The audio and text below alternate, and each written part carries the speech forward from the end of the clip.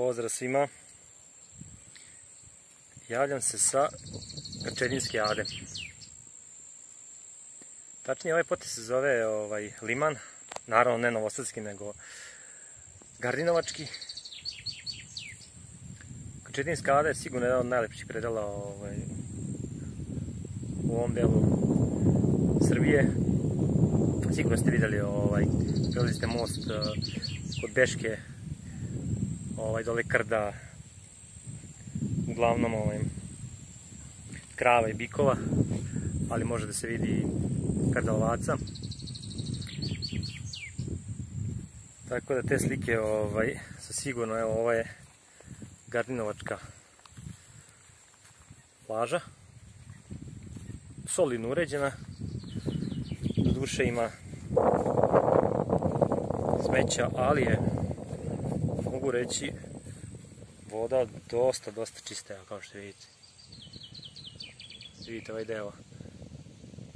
Tu je sad kompleks tih rukavaca u Krčedinskoj Adi, slično kao i sa Arkovinsko-Petrovardinskim ritom, koji je bukvalno se ovdje negdje završava i ovdje počinje ta Krčedinska Ada, koja je stvarno prelepna.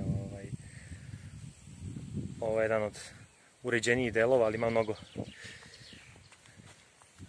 i divljih delova gde se vodi stoka na napoj, što se kaže. Evo vidite, ovo je dolma koja naravno štiti pola Bačke od izlivanja Dunava.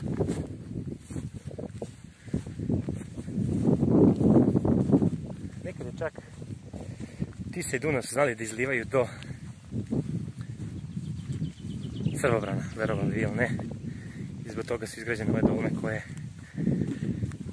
to štite. Evo vidite tamo u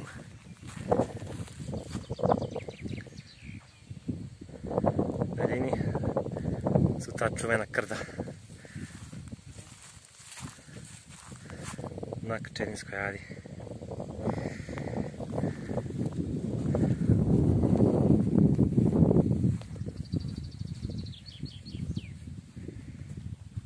Posjetite ovo mjesto, mirno je, spokojno još uvijek.